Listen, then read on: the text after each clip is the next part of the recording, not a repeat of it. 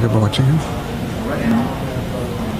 Welcome to this week's Spotlight on the Arts. I'm Carrie Seidman, and I'm here with my colleague and my boss, Jay Handelman, arts editor of the Herald-Tribune. You say that with such surprise.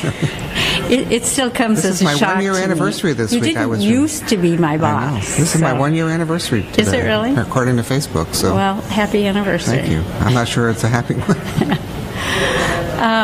Well, Jay and I, as you know, have a lot of fun on Spotlight on the Arts and do a lot of laughing. But today we have some...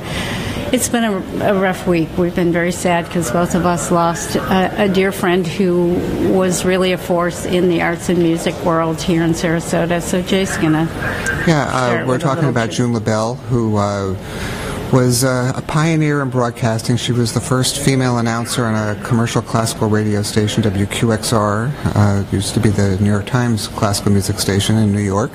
And she was there for nearly 30 years before she fled town after 9/11. And she, thankfully for us, settled in Sarasota and became immediately active doing, I'm not sure, in my obituary the other day I was able to even mention all the things she did, but she sang with Gloria Musici, and she became their executive director.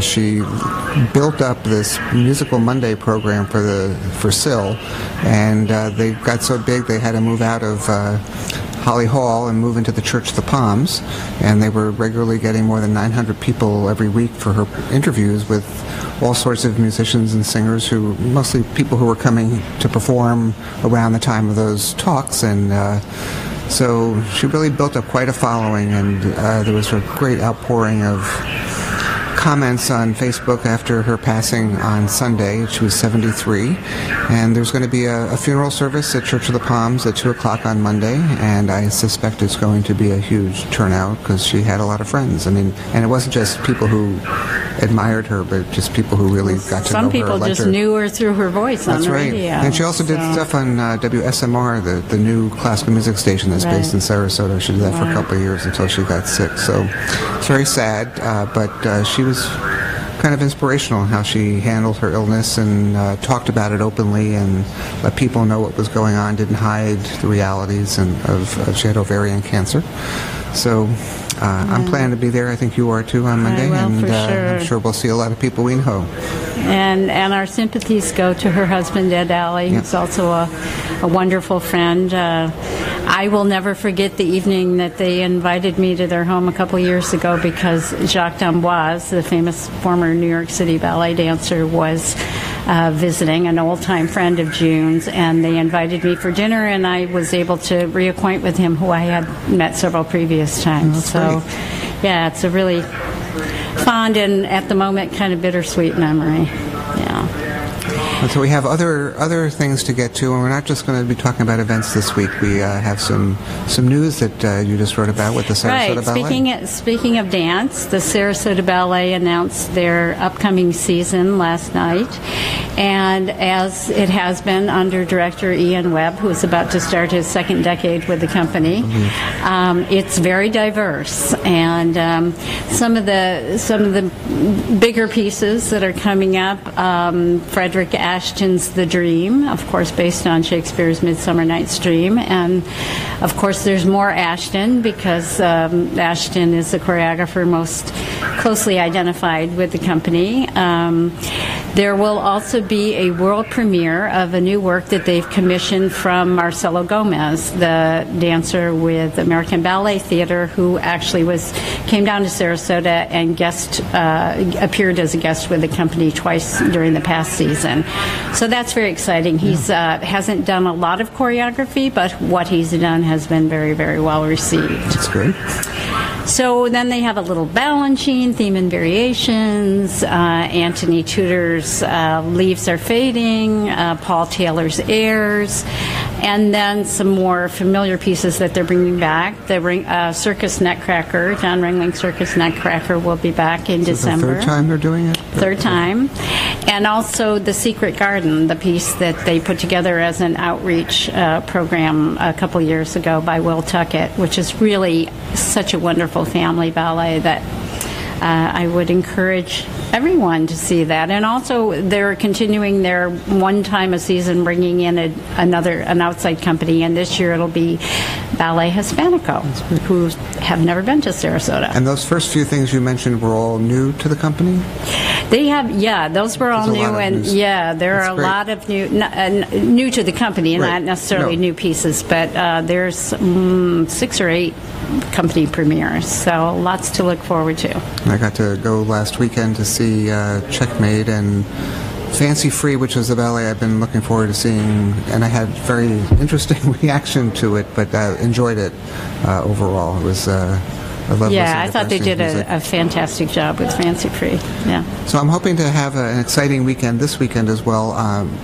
Saturday, we talked about this a little bit last week, but Saturday is the official opening night of Beatsville, the new musical at Oslo Rep, the world premiere by Wendy Wolf and Glenn Slater, and it started previews a week ago, and from what I understand, I asked the other day about how long the show is, and I was told, well, we're not sure yet because they've been changing it. They've been making a lot of changes. The cast has been rehearsing all day and then performing for the preview audiences at night, which is why they were here, to figure out how people responded. And I kind of wish I had been able to go to the preview just to see what it was like when it started, but I also didn't want to color any impressions like, oh, I wish they had left that other part in. So we'll see what that's like. It's opening on Saturday, and the show is running through May 28th, and we'll see what happens with it after that.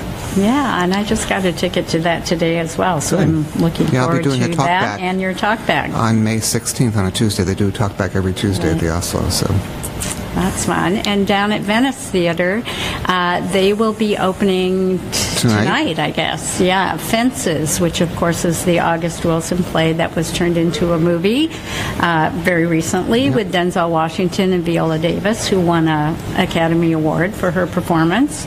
And it's part of the theater's effort to bring more diversity into the theater, and it is directed by Christopher Getty, who is their director of diversity, which, as far as I could tell when I wrote a story about it last week, is the Venice Theatre is the only community theater in the country with a director of diversity.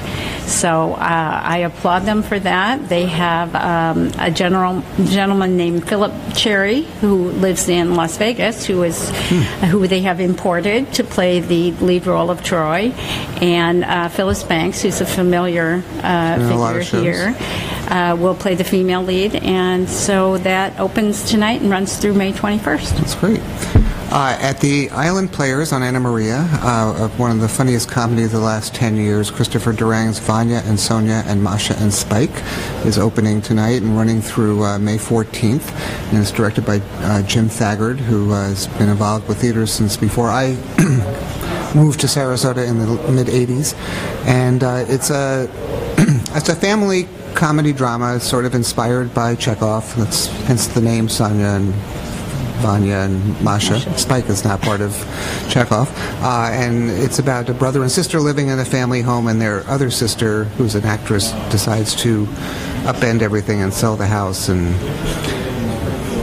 creating all sorts of turmoil. But it's it can be a pretty powerful and funny play if it's done well, so I'm hoping that will be good for people at the Island Players. And this Friday night at the Venice Performing Arts Center, Key Chorale will be doing their annual, I think it's their 4th annual collaboration with various high school choirs, and this year it's with Northport, Pineview, and Venice high schools, and they'll be doing a diverse range of material led by Joe Calkins, and it's called Tomorrow's Voices Today, and a good opportunity to see the up-and-coming singers in our own community. Yeah. So we're going to leave you there with all that information to digest, and remind you that Sunday in the arts section, Carrie has a preview of the next season finale, I guess, for the Sarasota Contemporary Dance, Correct. Evolving, Revolving, and I've got a little look at what's coming up in July at the Florida Studio Theater for the Sarasota Improv Festival, and some other stories you'll want to check out in the Herald-Tribune on Sunday, and online at heraldtribune.com/arts, and we will be back next week. Thanks.